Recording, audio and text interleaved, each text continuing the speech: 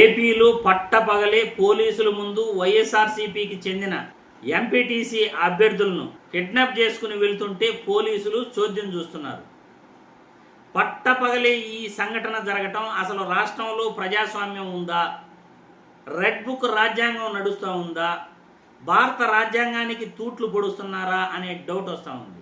ఈ సంఘటన ఎక్కడ జరిగింది, ఎప్పుడు జరిగింది తెలుసుకునే ముందుగా వీడియో లైక్ చేయండి. మన వీడియోకి ఎంతమంది లైక్లు కొడితే అంత ఎక్కువగా పబ్లిక్ చూస్తారు. వీడియోని షేర్ కూడా చేయండి మీకు తెలిసిన వాళ్ళందరికీ కూడా. ప్రజాస్వామ్యంలో వ్యక్తులను ఎలా వాళ్ళ హక్కులు కాలరాస్తూ వాళ్ళ హక్కులను ఎలా హరిస్తున్నారు, ప్రజాస్వామ్య విలువలు ఎలా పాతరేస్తున్నారు అవన్నీ కూడా మనం కళ్ళకు కట్టినట్లు చూపిస్తాము. ఒక్కసారి వీడియోకి లైక్ చేసి షేర్ చేయండి.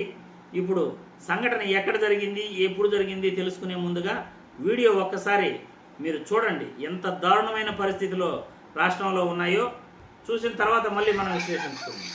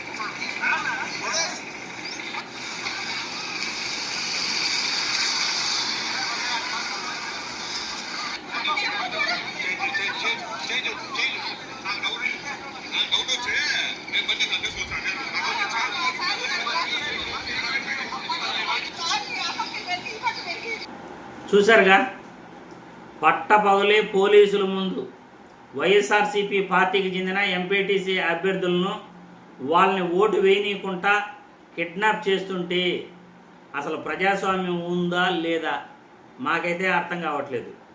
ఎందుకు ఇటువంటి పరిస్థితులు నెలకొన్నాయో, అసలు ఆంధ్రప్రదేశ్ రాష్ట్రంలో ఏం జరుగుతూ ఉంది అనేది కూడా ఏమీ అర్థం కావట్లేదు. న్యాయస్థానాలు ఉన్నాయి, గవర్నర్ ఉన్నాడు, ప్రధానమంత్రి ఉన్నారు, రాష్ట్రపతి ఉన్నారు. ఇటువంటి సంఘటనలు వీడియోలతో సహా సాక్ష్యాధారాలు ఉన్నప్పుడు ఈ ప్రభుత్వంపై ఎందుకు చర్యలు తీసుకోరు? ఇలాంటి సంఘటనలు రాష్ట్రంలో విఘాతం కలిగించేటివి కాదా? ఇలాంటి సంఘటనలు జరిగితే భారత రాజ్యాంగం ప్రకారం ఆ పార్టీ గుర్తును రద్దు చేయొచ్చు. ఆ పార్టీ గుర్తును రద్దు చేయటమే కాకుండా ఇలాంటి హింసాత్మక ఘటనలు రాష్ట్రంలో జరుగుతున్నప్పుడు రాష్ట్రంలో రాష్ట్రపతి పాలన కూడా విధించవచ్చు. ఇంతకీ ఈ సంఘటన ఎక్కడ జరిగిందంటే నెల్లూరు జిల్లాలో ఉదయగిరిలో జరిగింది. నెల్లూరు జిల్లా ఉదయగిరిలో 5 ఎంపీటీసీ అభ్యర్థులు ప్రయాణిస్తున్న కారును అడ్డగించి మరీ ఆ వైసీపీ మహిళా ఎంపీటీసీ రత్నమ్మకు గాయాలయ్యాయి. మల్లికార్జున్ అనే వ్యక్తిని వైసీపీ ఎంపీటీసీని కిడ్నాప్ చేశారు. మరో వైసీపీ ఎంపీటీసీ మోహన్ రెడ్డిని నిర్బంధించారు పోలీసుల ఆధ్వర్యంలోనే. ఎన్నిక జరిగే ఎంపీడీఓ కార్యాలయంలో టీడీపీ ఎమ్మెల్యే అనుచరులు జులం ప్రదర్శించారు.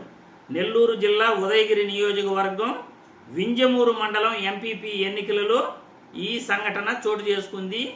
ఇటువంటి సంఘటనలు పునరావృతం కాకుండా ఉండాలంటే కంపల్సరిగా ఇటువంటి సంఘటనల పట్ల రాష్ట్ర ప్రజలందరూ కూడా గవర్నర్ దృష్టికి, న్యాయస్థానాల దృష్టికి ఖచ్చితంగా తీసుకెళ్ళాలి.